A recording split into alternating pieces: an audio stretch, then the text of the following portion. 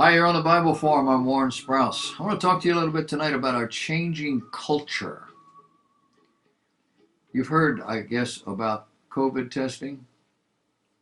WesternJournal.com has an article about Elon Musk. You know Elon Musk, he's the guy that's putting the stuff in the atmosphere now, like the rockets and so forth.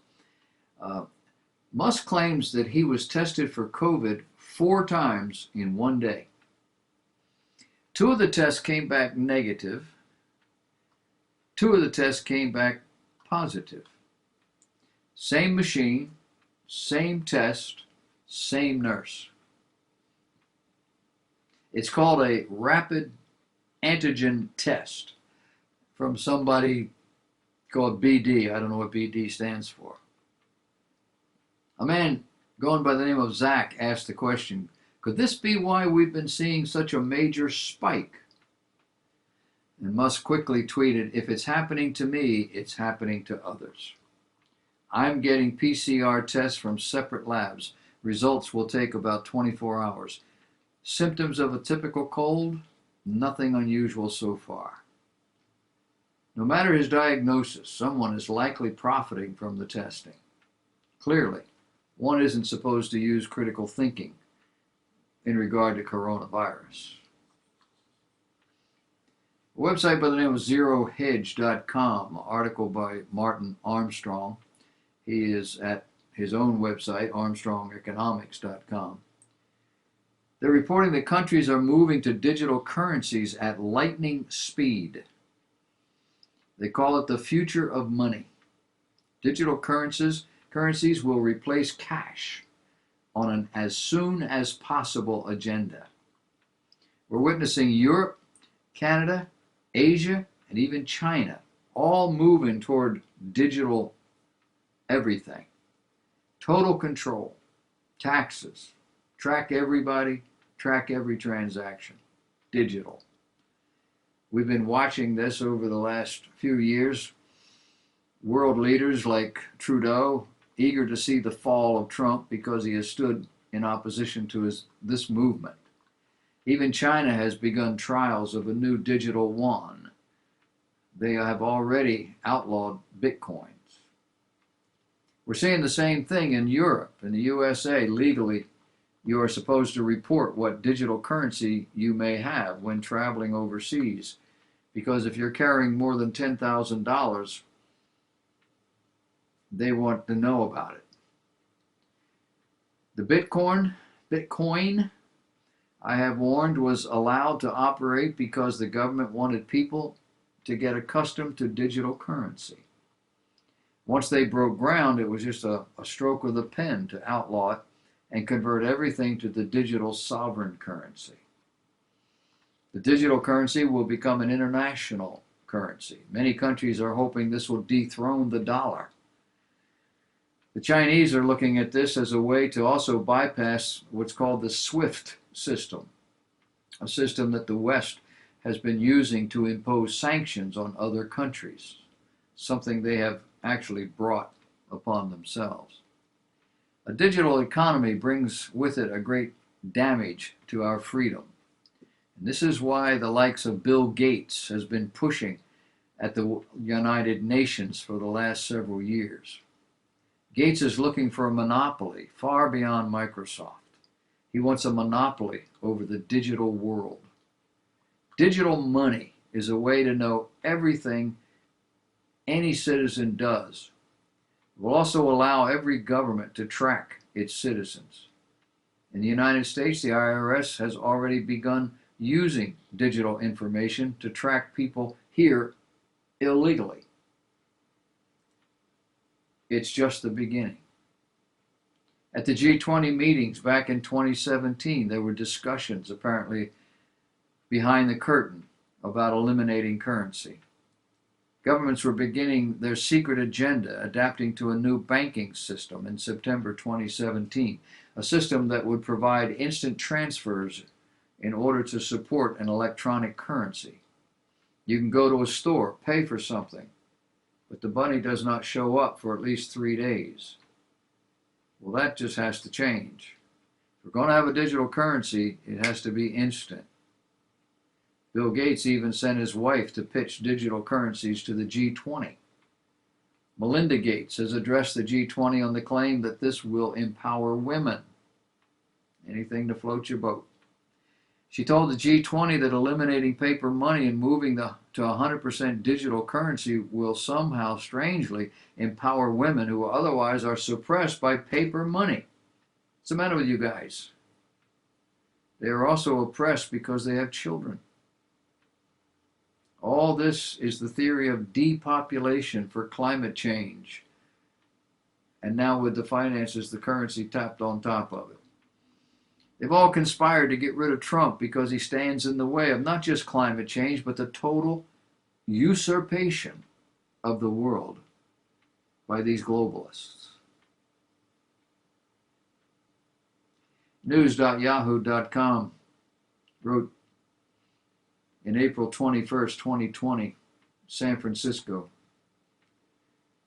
They talk about a white paper published by the Harvard University Edmund J. Safra Center for Ethics that told us that over the past couple of weeks, again this goes back to April, the end of April, public health officials and policymakers have begun making the case for digital health credentials or immunity certificates.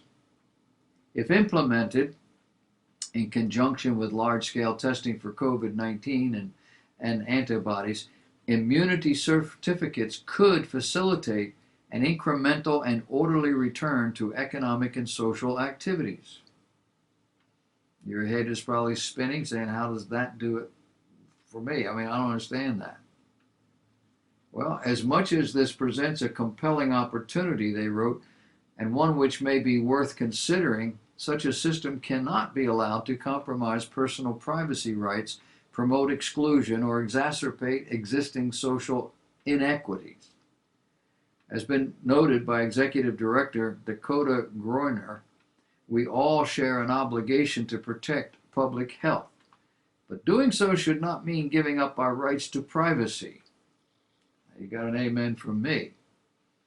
The article goes on to explain how proven technologies grounded in a respect for equity and human rights can be redeployed to help protect society from a resurgence of the disease and put control of personal health information in the hands of the individual. Keep in mind that this approach must be pursued cautiously, with a full understanding and acknowledgement of the risks and the detailed plans to mitigate them. They know it's not going to work. They're going to force it down our throat.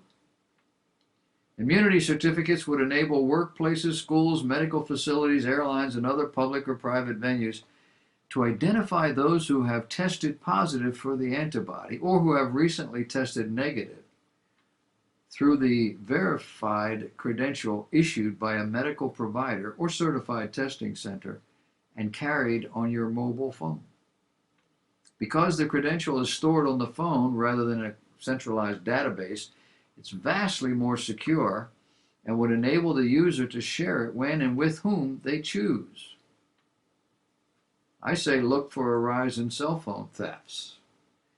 I'm still not convinced that my cell phone is all that safe, digitally speaking. And finally, the prophets have spoken. The rocks are about to move, and Trump will be president no matter what you hear.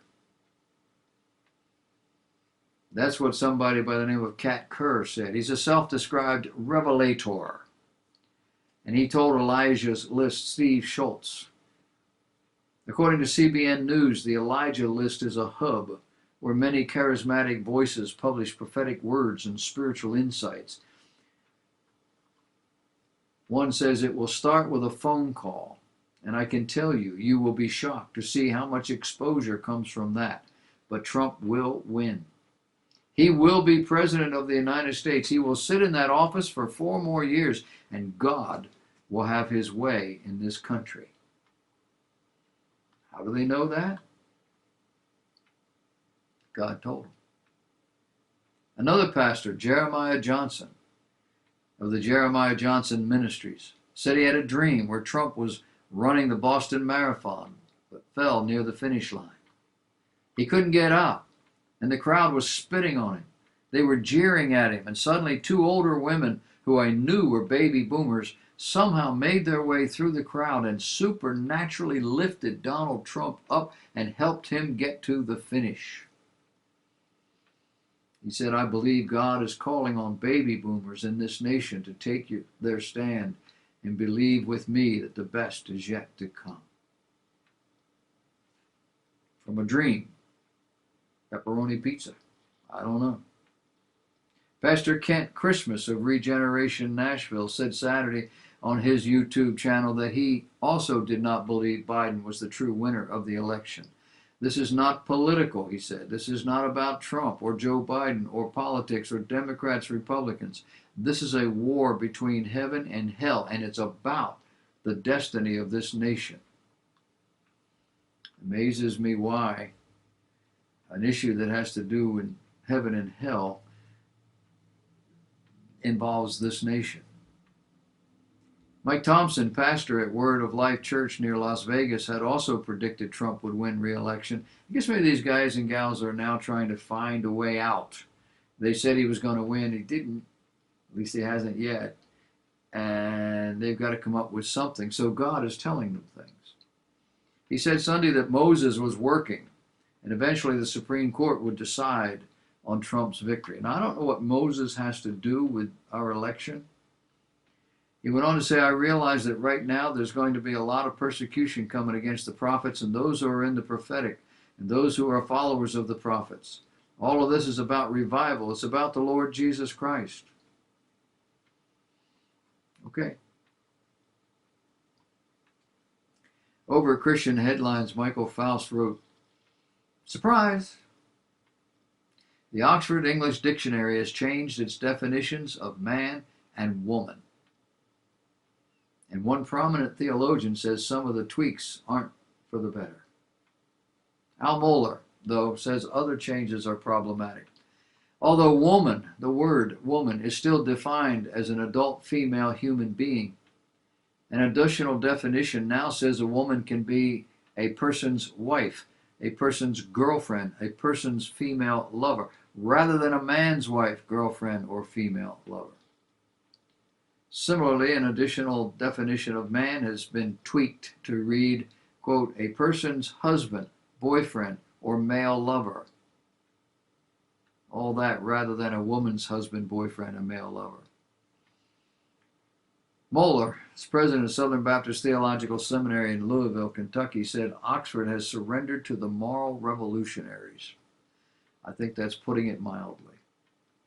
One of the big agendas here is that the LGBTQ revolution is underway.